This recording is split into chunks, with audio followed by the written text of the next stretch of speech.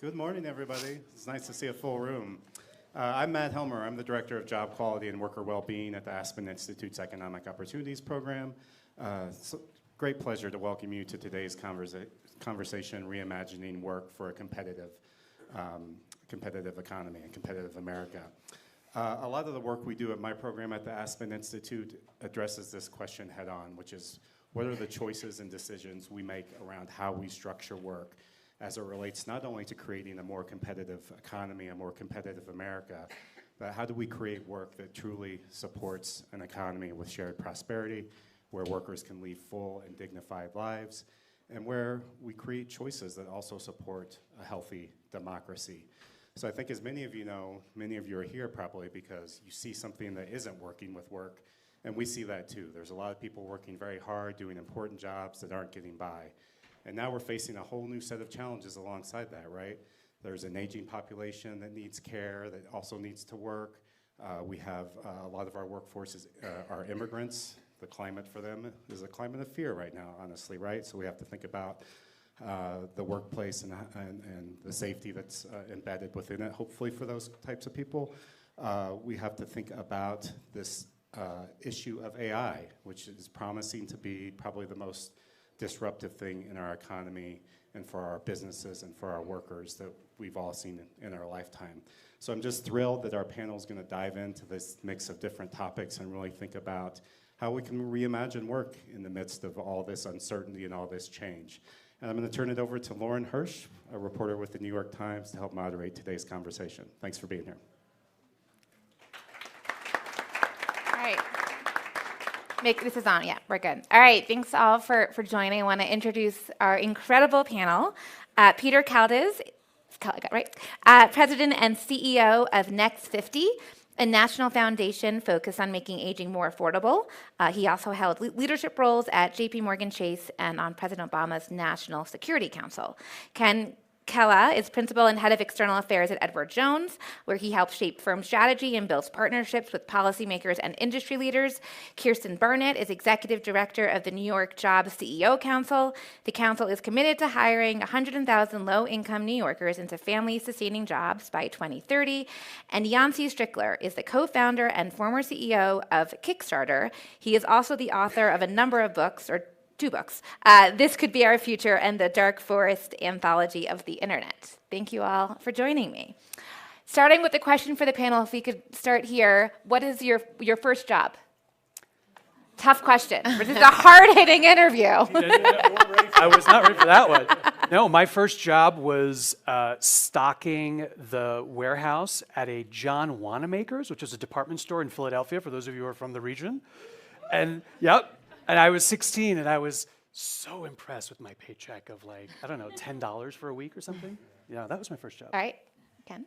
I had the dubious privilege of being in charge of my own business as a young entrepreneur, cutting grass and shoveling snow. Anybody in the room start doing those things? All right.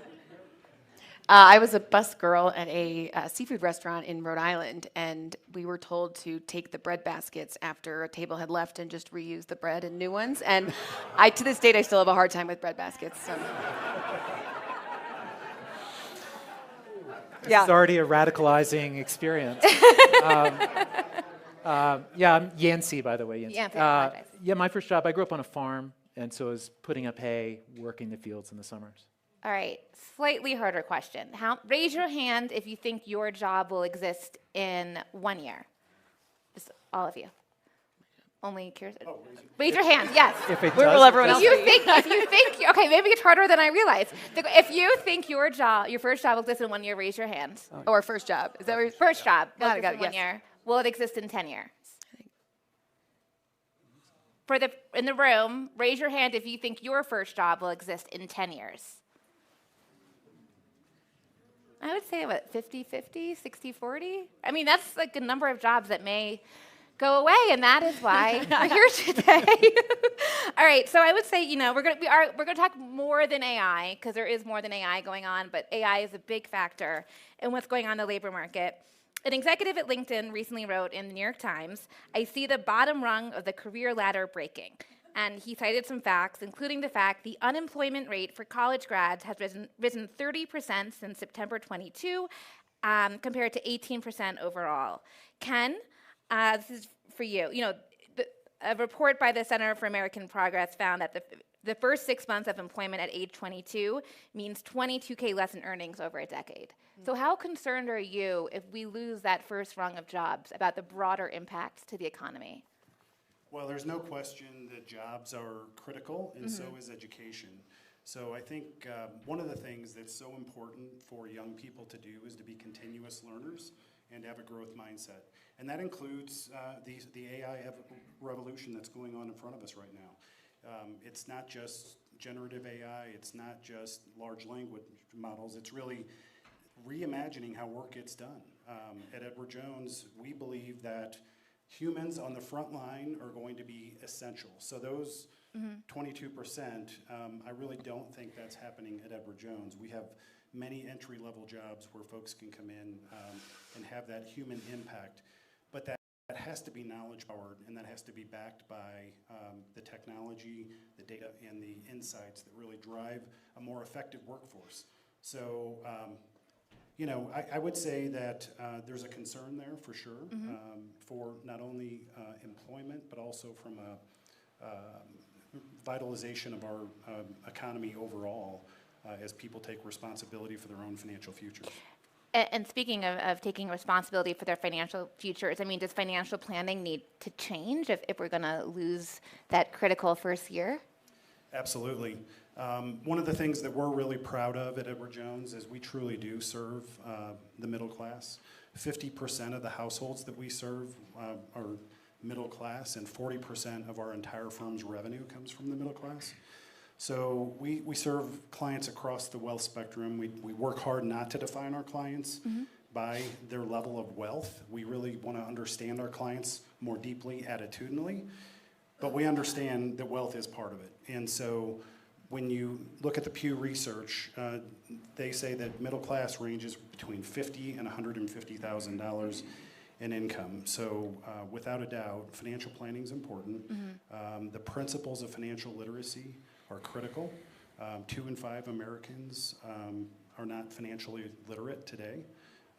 But there are 30 states across our great nation that are advocating for greater high school education for financial literacy. And that's something that we're behind in supporting very well. But I will say this. Financial literacy cannot be solved by any one organization, any one state. It has to be collective impact. It has to be rooms of people and events like this one at Aspen that come together to solve vexing issues like that one. Kirsten, given your work helping low-income professionals find jobs, one concern that I've heard is entry-level jobs are, you know, your way into the workforce. If you get rid of those, or is it the low-income workers who don't have access to elite networks? Are they the ones that get hurt the most? Yeah, well, I think that first there are particularly certain industries like healthcare where the jobs are not going away, and in fact the need is actually growing. So I think one thing that the private sector has an opportunity and responsibility to do is to be working with education to make sure that they know what those jobs are and the skills that they need to get there.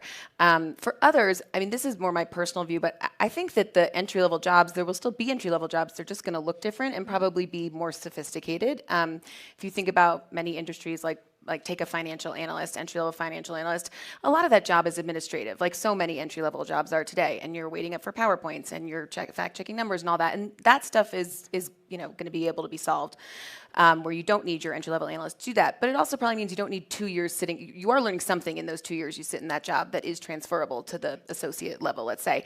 And so I think the question is, how do we make sure people are getting those skills for what the new entry-level job is? Apprenticeship models and integrating more workplace-based learning at the high school and post-secondary level. I think these are all really critical because those are some of the skills that traditionally today are not taught in the classroom, and it's the human skills or soft skills, whatever you want to call them, but communication and critical thinking and collaboration. And so the more we can make sure, I don't think it's necessarily low income or not, it's just whoever is getting those skills. And so that's our responsibility to make sure that is being, you know, democratized across schools. I think those are the people that are going to be getting the entry-level jobs. Are there any great examples of schools or institutions that are already doing that? Yeah, I mean, here's a great example. Some of our companies a few years back when we started had hypothesized, could we hire someone with a 2-year degree for a 4-year degree, and particularly in tech roles? And so what we did is we found if they had a hand in helping redesign and update the curriculum, we worked with some 8 community colleges across the City University of New York CUNY system.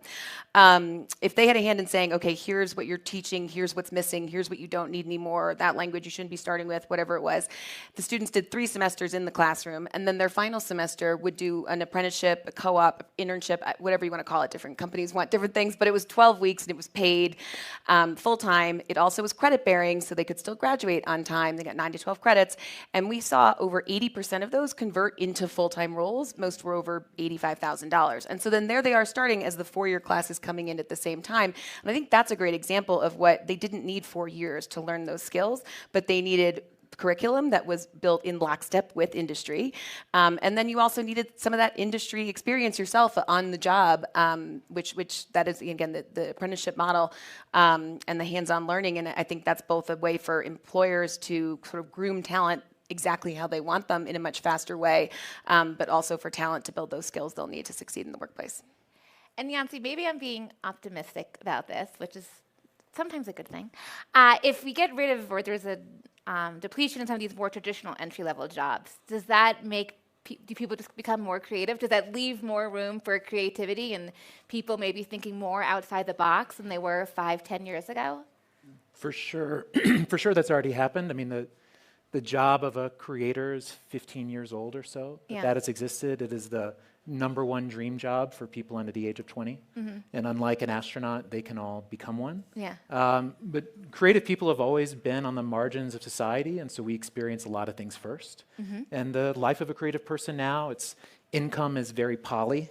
It's lots of different things coming in, a random set of sources. You're used to living as a 1099 NPC that no one really thinks or cares about. Yeah. But the amount of energy going into the creative universe is just increasing radically. The creator economy space will be a $900 billion industry within 5 years. And this is where, like, if you look at we're now 25 years into the 21st century, so 25% there. If I think about the big forces of this century to date, it's computers, it's the internet, it's AI, it's also creativity. Right. Like creativity, cultural expression has gone from the basement to like the center of the human experience. Money is following it, and there's a next step that needs to happen of professionalization, actually treating this as real work, empowering this to go even farther. Is that like a federal safety net? What does that look No, like? that's a project I'm currently working on to try to create a new corporate structure for creative work that creates better economic security, better access to healthcare, and the ability for creative people to build wealth. And it's called an artist corporation or an A Corp. And it's in between a nonprofit and a for-profit. We have to pass laws at the state level to make new corporate forms, following how PBCs were made and other recent structures. And that's something we're full on pursuing right now. What kind of traction are you getting? I gave a TED Talk introducing this in April that went online last week for the first time. So there's been, I think, 1,200 artists have pre-signed up to be an A Corp so far, and talking to legislators in a number of states who are curious. So our goal is to have a pilot law passed somewhere in 2026. Right. Well, please keep us posted, and maybe you can come back next year to talk about the law that's been passed.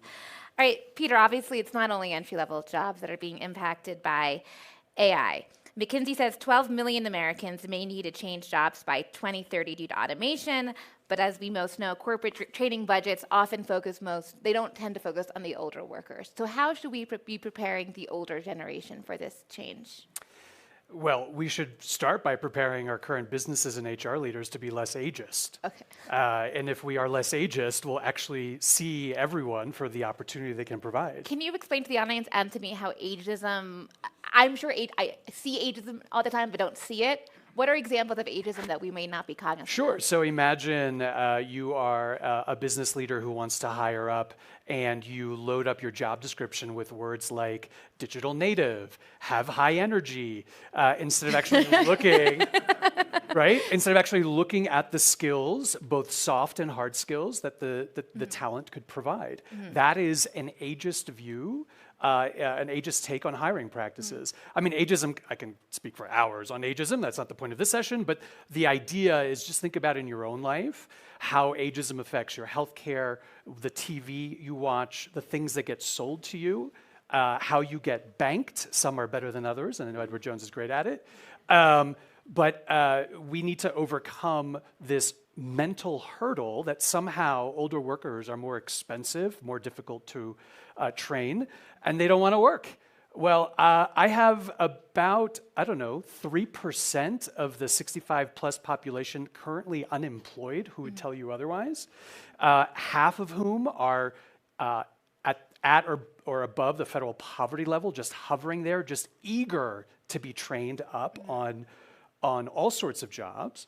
And this is not changing. Yancy was talking about big global trends for the century. Well, aging is a global trend that we can't ignore, in part because, not because we're all doing it, but because you're right now in Colorado, right? Where we have hit this very seminal mark. There are now more people over 60 years old in the state of Colorado than under 18. Yeah. And by 2034, adults over 65 will supersede those in 18 in the entire U.S. So we have to rethink all our systems. I mean, when you think about our federal budget, 40% of it is tied to aging, but it's all siloed. Social Security over here, Medicare over here, labor over there, housing over there, and there's literally no one in charge at the White House on aging. Was there anyone in charge at the last White House on age? Well, that's the whole other. Well, no. To be fair, no White House has been great about this issue, despite really, really smart people jumping up and down and yelling and screaming about it. Can we role play for a second? Sure. I'm a CEO, and I'm hiring for a job, and I am telling you, I just need someone young and hungry who will do what I want, work crazy hours, and I will only get that from a young person, maybe even ideally a young person without a family responsibility, and I can just call them at any hour. Why do you tell me that that's not actually what I want? Well, first of all, it's illegal. There's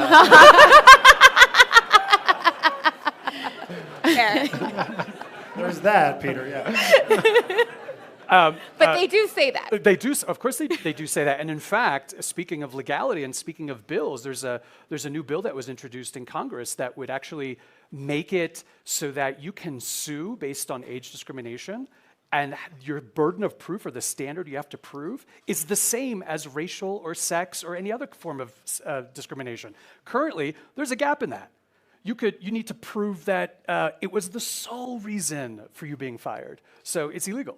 So Peter, I've heard you talk on this topic a couple of times, and your passion shows through. One of the things I've heard you talk about is how even just media portrays young people in such a positive light. But nowhere can you find in the media this idea of the collective wisdom and purpose-driven nature of an experienced person. And so bring that to life a little bit and what you believe is possible on the other side of that. Yeah, sure. So I was just talking actually to the CEO of a cruise line. I won't mention the cruise line. And he was so enamored by this topic, he had me come in and talk to their marketing and sales department. And I asked who their target audience is. And they said, the 60 plus, they can afford it. I said, okay, then why is this brochure showing 20-year-olds living their best lives if they can't afford it? Oh, it's aspirational. Wait, we're aspiring to turn back time? Good luck with your business model. So the point is, we have to be much more, we have to value aging, right? We have to say, we actually gain value, thank you. We gain value as we age, and hey, you CEO, if you don't see that I have value to your company, then forget you, politely, and go find another job. Kirsten, in your interactions with CEOs in New York, does this topic come up? I'm curious their view on how much they're... Yeah, and for the audience, the CEOs we work with, it's about 25 CEOs. Jamie Dimon, CEO of JP Morgan, is who originally convened his peers, and so it's the CEOs of the large tech companies, IBM, Google, Microsoft, Amazon, the big banks, the big hospitals in New York, and then the big four accounting firms. So we look across industries. I will say where aging mostly comes up in our conversations is with the healthcare companies, just because of the need that that's bringing for more jobs, and particularly things like nursing and allied health. And to be honest, our college system, at least in New York, doesn't even have the adequate capacity to train and support that many graduates in those fields, even if there were that many that wanted to go into them. We deal primarily, our main partner is the 25 public colleges in the city and New York City public high schools. And so we do work with all ages, because actually at CUNY, your average age is in your late 20s. But we don't specifically talk about aging in the workforce as much. I will say that with the conversations we're now having around AI, and particularly generative AI, and what skills, the importance of everyone graduating AI literate, that's something that they're thinking about with their current workforce as well. I think whoever mentioned earlier the importance of driving home both to the current workforce, the future workforce, the aging workforce, that this is a lifelong learning journey is a big part of what we do hear that a lot. And again, I think I mentioned apprenticeships before, but we think a lot of the themes of the apprenticeship model come up in the workplace, and I think we saw that through COVID when people weren't in office and they didn't have their older peers to learn from on how do you run a meeting, how do you have a difficult conversation, how do you do that. And so I don't think our companies underestimate the importance of having those people in your workforce to be training your future workforce on things that may, you can only really learn from a more senior colleague in the work. And as we talk about reskilling the next generation, certainly this aging generation, there's been a number of ideas that have been floated. I think you've floated kind of like a Pell Grant for adults to fund training. The CEO of Anthropic has spoken about, having companies pay a portion of their revenue for it. Curious, and this is kind of open to the panel, do you have a view, maybe since you've already outlined your perspective, you can start there. Do you like your idea the best? No. I like all ideas. We just need more of them, particularly in this space. So a couple things. On older workers, the best companies who retain, retrain, and recruit older workers are more resilient. The science has shown it. There's data on productivity, revenue, contribution to GDP, all is true.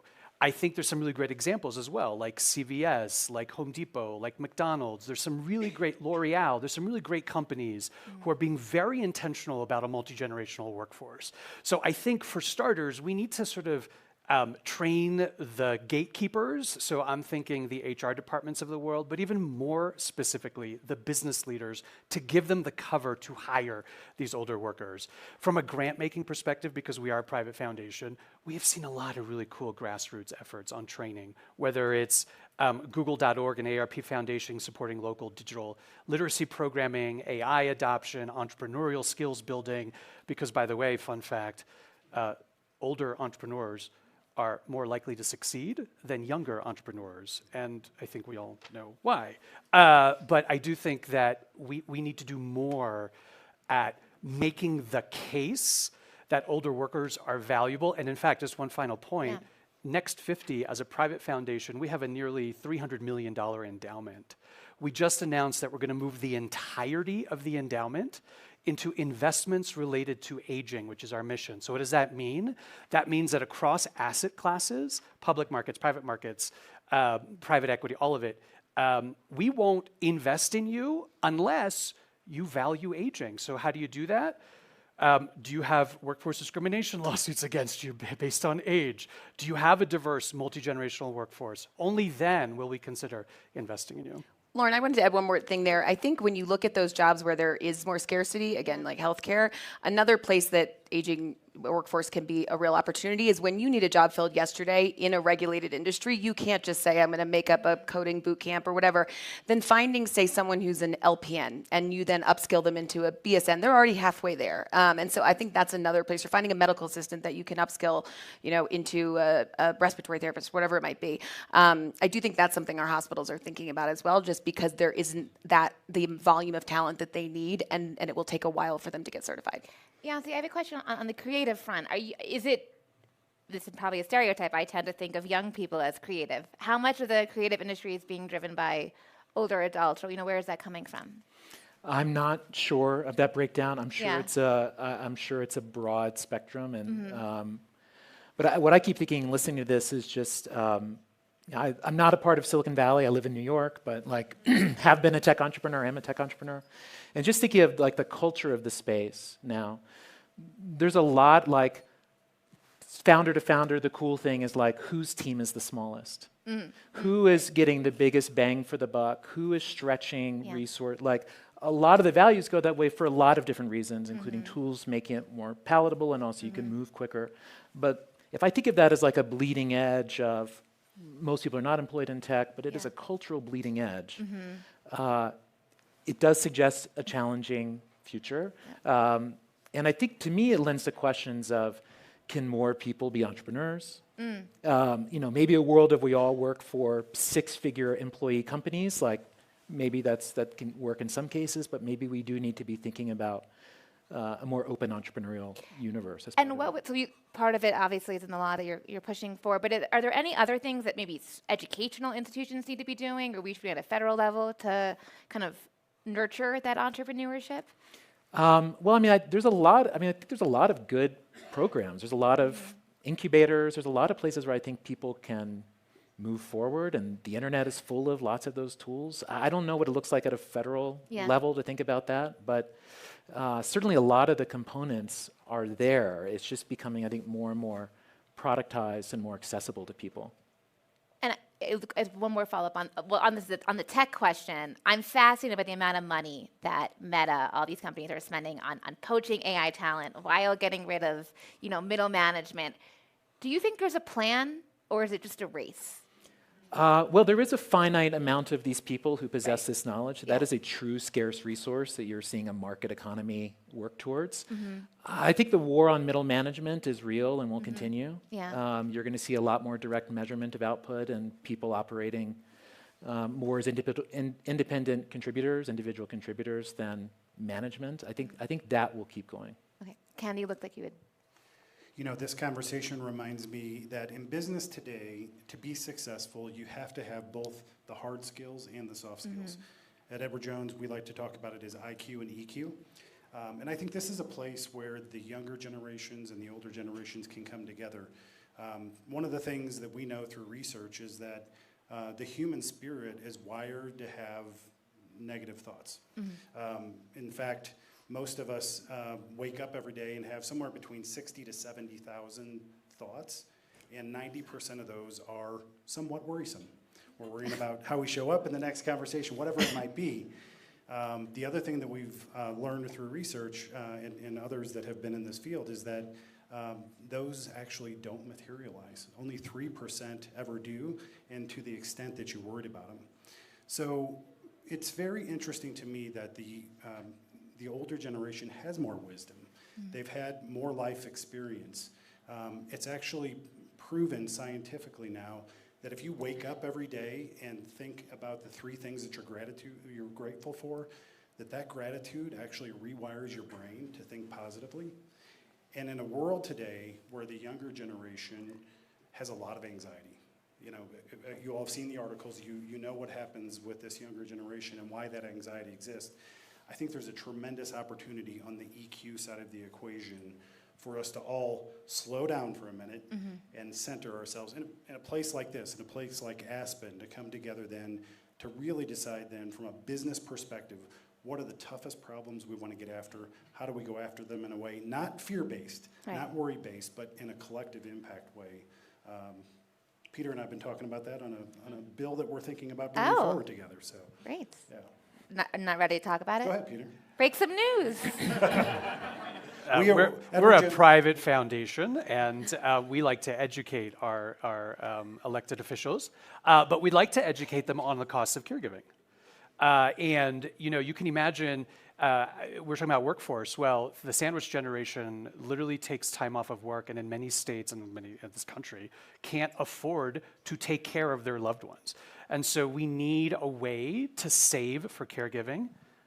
Ken?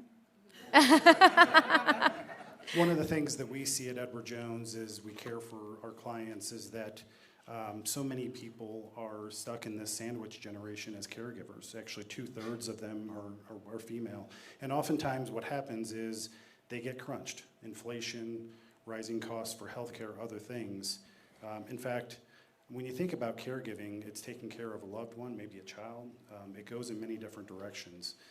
Maybe if you consider yourself a caregiver for someone in your life, would you raise your hand, please? Yep. So as best I can tell, it's a little more than half of this room. So we are advocating for legislation that's bipartisan in nature. This is a topic that everyone can rally around and really get behind. We believe that the costs of this are tremendous on society. And on the other side of it, it revitalizes a workforce when you can have solutions that make sense for people. Kirsten, I want to talk to you about a local New York issue, but I think one that has national implications. You can probably guess what it is, which are recent mayor primary in Manhattan. I mean, we have a few things, so I guess. Yeah. So, a socialist got the Democratic nomination for a city that is the heart of capitalism. What does that tell you about the state of the labor market? I don't know if it says as much as the state. I mean, I think it says some about the state of the labor market. Also says some about, I think, just how people get their news and inform themselves. I mean, for those that were following, basically over 72 hours, everything changed. So it was very, very And the CEOs quick. that I talked to were pretty shocked. Yes, I think a lot of people who do read the news up until then were pretty shocked. I think, but look, if you think about New York City, so New York City is home to some of the world's largest employers. It also is a place with such big wealth and opportunity gaps. And so just to give you an example, East Harlem and the Upper East Side border each other. So just even the mapping, the proximity of this is interesting to me and also heartbreaking. The average income in East Harlem is $35,000. I looked this morning on Zillow, if you go a mile south into the 80s on the Upper East Side, and there were 5 or 6 homes for sale between $40 and $50 million. So that's 12 blocks away or 15 blocks away. So when we think about like how did this happen, how did voters change? I mean, I always say like voters, they vote with their grocery bill. They vote with what they're feeling. They vote with that fact that a child born on the Upper East Side and a mile north are starting with very different set of tools. And I think that's why, honestly, that's why Jamie pulled together his peers in 2020 to try and solve for this, because that's not healthy for our city. It's not us rising up our own, our own community. It's also not good for employers. There's a commercial reason, and they all want their employees back to work. In order to do that, you need to feel safe on the subways. You need to have somebody to get coffee from. And so there's a lot of reasons to solve for this, but I think the primary is a great example of how the choices we make and our ability or lack of to include everyone when in whether it's technological shifts, and I think we have a great opportunity right now with AI to get this right, because in the past we haven't, is if you don't get it right, it's not just those underserved New Yorkers that lose, we might end up with a socialist mayor. So I think that is a reason why you need the private sector working closely with the public sector and as a collective to make sure that you're democratizing and equalizing access. And there's a really interesting stat I read in The Economist, which was that, again, it is relevant nationally, I think. Mamdani outperformed in neighborhoods with the median household income between $75K and $200K. So that's not nothing, right? And so it made me think, are we doing enough to support that mid-career, mid-income professional? Yeah, well, first I will say everything on New York is kind of shifted, as you know, Laura. So 75 to Fair. 200 isn't exactly the same as some others, but I get back to the $50 million house. That I think that that also is a different issue. In my former background, I worked at Bloomberg for 15 years. I think a lot of that is also how we're educating our students, our society, our elders, everyone about both civic education, American history. David Rubenstein talked a lot about this yesterday, for those of you who were there, how our government works, how this impacts you, and also where you're getting your news. And it's never been harder. The onus is now on the consumer to be doing their own sourcing and vetting and quality control of what they're reading. And a lot of the stuff that has made him popular are everyone's gonna get this, and grocery stores are owned by the state, whatever. And it's stuff that we also know will not happen. I say the one, I think, I don't know, bright, or I don't know what the right word for comforting fact to probably the business community and others is that New York City is very much under New York State. So the way our government works, Albany has a lot of control, so we won't just suddenly have city-owned groceries overnight. But I think that the root there is a much bigger need for civic education and across the board. One more question. I'm going to open up to questions from you guys, so please start thinking.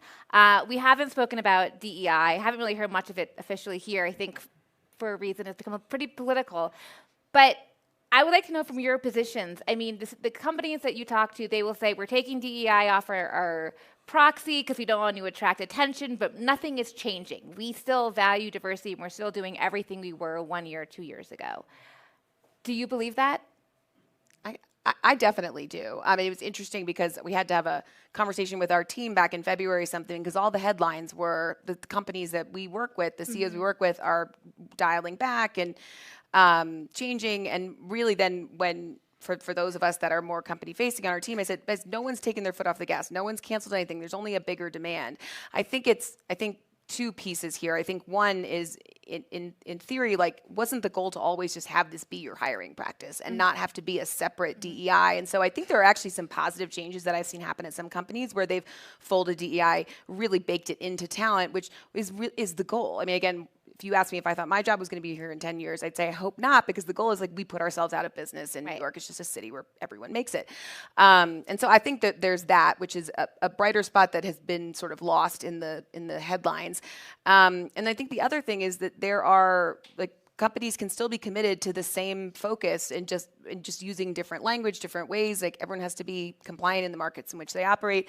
I don't think that changes who companies are at their core, or how they view talent, or how important they find their talent acquisition strategy and wanting access to bigger pools. And for that, I will say we measure by low income. New Yorkers is how, and now that low income often serves as a proxy for diversity. So I think that's a great and safe way for companies to be thinking about it.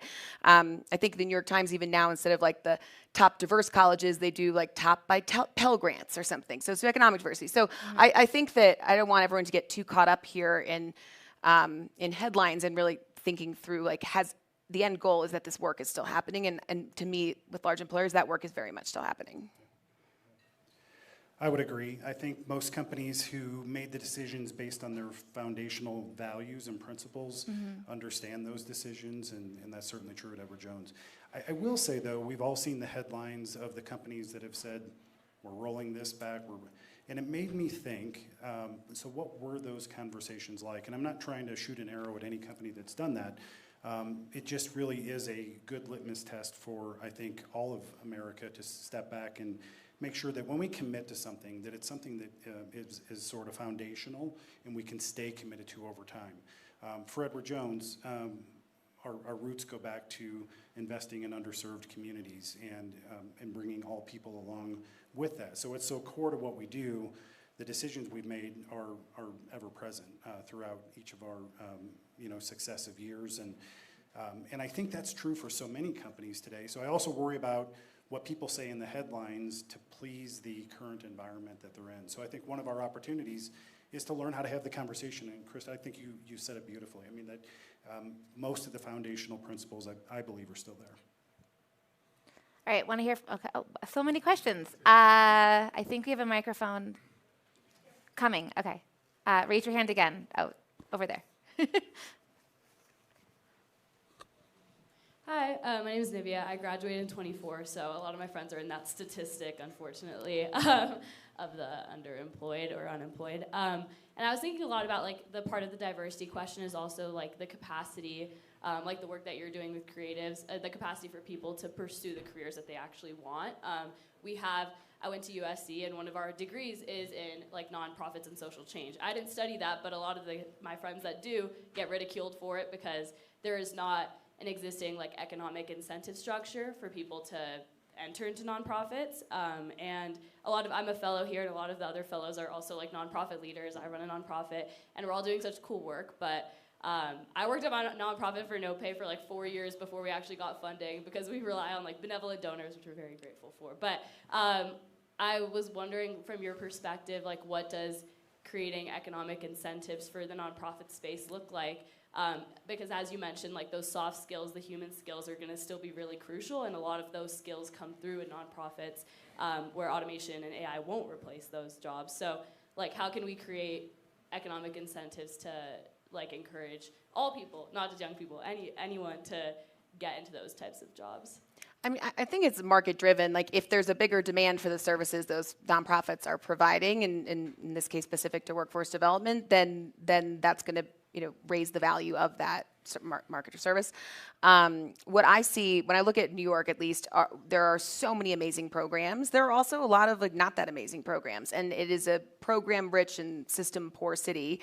A lot of fragmentation. It's very hard for people, job seekers, to find what is the right one that applies to me, that type of thing.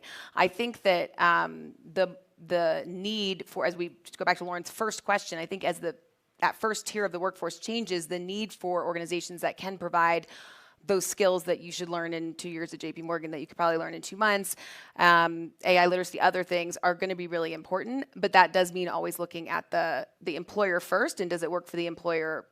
Where we see a lot of times happens, nonprofits will come to an employer and say, I built this program, does it fit anywhere? And they're like, no, not really, it doesn't, that's not what I was looking for, rather than starting with, what is it, how can I solve a commercial problem for you related to your talent that will make your life easier, and ideally lower your costs. And I think that's where the training piece is huge. I think employers, if they can find good partners to do the training, then that's whatever it might be, then that's something that they're always happy to pay for. So anyway, I just think that industry will consolidate into those that are really thinking through the value that employers need and how to make sure they're keeping up with that. And I just want to, go ahead, Peter. I want to encourage you to continue your passion. I truly believe that the human spirit is powerful, and you can achieve anything you set your mind to. It depends on how far you're willing to stay invested and the trade-offs that come along with that. Here's one source of inspiration.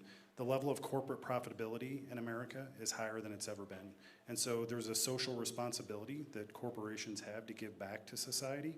And I think that's a tailwind. If I were in your shoes, I would be thinking about how you can create and innovate in a space where many companies are thinking about how they can give back to society. And I just want to add, there's about 1.5 million nonprofits in this country. And if market principles were to apply to nonprofits, we would have about half of them because they just are not sustainable. So as you grow into your nonprofit career, which I encourage you to do, find those other nonprofits that are mission aligned and merge, do some joint venture work, and I can tell you foundations like Next 50 that funds that kind of capacity building, would be happy to support that as long as you're working in the older adult space. All right, so talk afterwards. I don't, you go.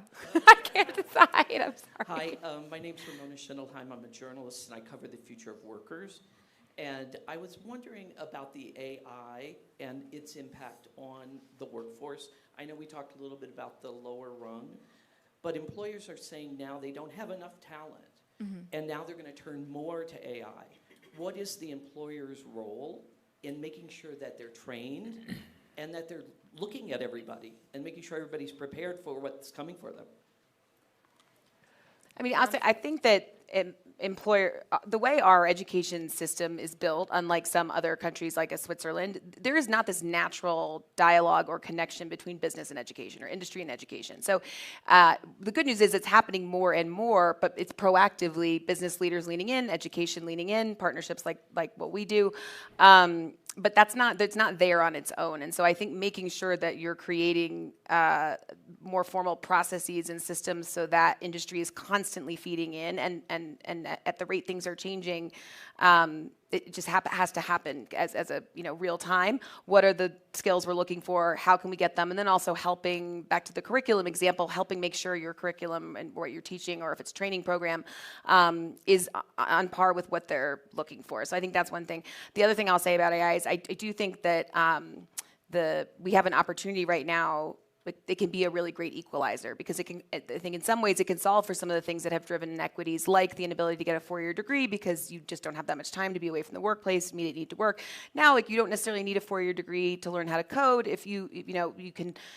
If you're prompting effectively and asking for 2 language models and then able to, critically think, I'm oversimplifying, but I think that that's where, if we could get this right, and again, make sure industry is infusing all of that in education, in particular in our public education and our community partners, training partners, then that could be a really great equalizer. If we don't get it right, then I think we will, look at many other technological shifts where it only widens gaps, and that's not good for anyone.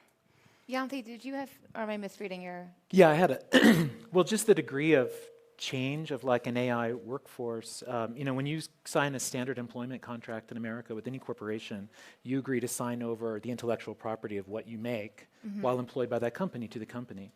How does that apply to an engineer who's made an agent and cursor that's been building like all of their tasks? If that engineer leaves, does the company get to keep them? Do you keep the ghost eng, or does the engineer get to take their work with them? And those are things that, like, I know friends personally dealing with that right now. We're like wholly unequipped, and I think the existing structures grossly biased towards the corporation, have very little thought to personal agency or intellectual agency, and are a huge problem as they currently stand. All right, I just want to make sure we get to more questions. Right here. Hey, Nirja Nagarajan with McKinsey. So I know we talked a lot about sort of lifelong learning and reskilling, but one of the things we think about is with an older workforce, but even the sandwiched generation, especially women, right, bearing the brunt of caregiving on both sides. There's a real opportunity to reimagine what your work lifespan looks like, right? This idea that you work for 25 years and you retire and that's it. Like, how are companies thinking about it, and how are they building structures in place, whether it comes to hiring, whether it comes to promotions, whether it comes to how do you think about pauses in workforce and re-entry in a systematic way, right? Because I do think this is a real opportunity for us to rethink the way we think about work. And I don't know if we're thinking about it systematically or if it's happening in silos. At Edward Jones, our purpose is to partner for positive impact, to make a difference in the lives of our clients, the people who work at Edward Jones, and really society as a whole. So one of the things we did during the pandemic under Penny's leadership is really encourage our folks to imagine how their purpose really drives their life. We gave them time to consider that. We encouraged conversations within the firm to do that. And we know that if we want people to really authentically understand and buy into our company's purpose, you first have to understand your own and whether or not those two things connect. Also during the pandemic, we did a study, one of the most prolific studies that we'd done in a long time, interviewed 11,000 people all across North America and asked them what they thought about when it came to retirement, what was important to them. They said 4 things. They said their first and foremost, their health, their family, having a sense of purpose, and then having enough financial resources to cover those. And so I think that what we learned in that is that people didn't necessarily think about retirement in the way that maybe our parents or grandparents did, but that you're constantly looking at your life and the version of a next chapter. And so I think that's what society and the workforce is facing today, because many people have to work longer. And it's all about then what's that next chapter for you? How does it connect to your purpose and make meaning in the world? Back there. Thank you. So using New York again as an entry point, in the recent election, it wasn't older people who voted largely for Zoran. It was a lot of younger people who didn't necessarily remember the 70s or 80s in New York. And looking at that and that question of memory, are there any bright spots you can speak about with older people and younger people getting together, particularly in the workplace? We haven't talked about in-person work, in-person relative to remote, and those sort of times and spaces in where that wisdom is being passed along. So, maybe a younger person might realize that the idea that sounds best might not be actually what's possible based on the structures and systems that exist. So, You're raising a multi-generational workforce, and there's some great examples out there of companies that are being very intentional about setting up teams that are cross-functional and multi-generational. I mean, the intentionality is amazing. We do grant making to nonprofits that are doing similar things. On voting, interestingly, Tufts University did a study after the last midterm, and it showed that the issues that mattered most to a younger population overlapped with the current older generation. So I'm thinking about climate, abortion, gun right, access to safe guns, whatever the vernacular is around gun safety. I'm not in that space. But the reality is there's a lot more overlap in how we think about our social issues than, the stereotypes of each generation would have you believe. Right, we probably have time for one more question right over there. Going along that same line, as an older person in the workforce still, I'd say we have a lot of knowledge and wisdom, but unfortunately we can't remember it. but on a more serious note, mentorship, which is what you're describing, there really needs to be formal programs to promote mentorship in companies. And I've heard a lot of program, on the lower end, but I think there needs to be consideration. Yeah, I agree wholeheartedly. In fact, one of the programs we use to assess whether we choose to invest in a company, like I mentioned earlier, is whether they meet the requirements of something called the Age-Friendly Institute. And the Age-Friendly Institute has this whole rubric around what are companies doing to invest in a multi-generational workplace, and one of the programs is a mentorship program. And I think the more companies, and these are publicly traded companies as well as small SMEs, the more companies that recognize they miss out on important institutional knowledge by having mandatory retirement ages, the better it would be for all of us. And to be fair, this isn't just about the current older generation, right? When I think about what my future holds, when I turn 80, I will likely still be working because I'll have to, because we're going to run out of Social Security, because there aren't enough people to take care of us because of all these wonderful things. But I think we really need to set up the systems, to your point earlier, that create the expectation that moving forward, we are going to be a multi-generational society, full stop. So I think that's what we need to do, and I agree with you wholeheartedly. All right, and that is an excellent note to end on. So thank you so much to my wonderful panel. Thank you for your questions. Thanks.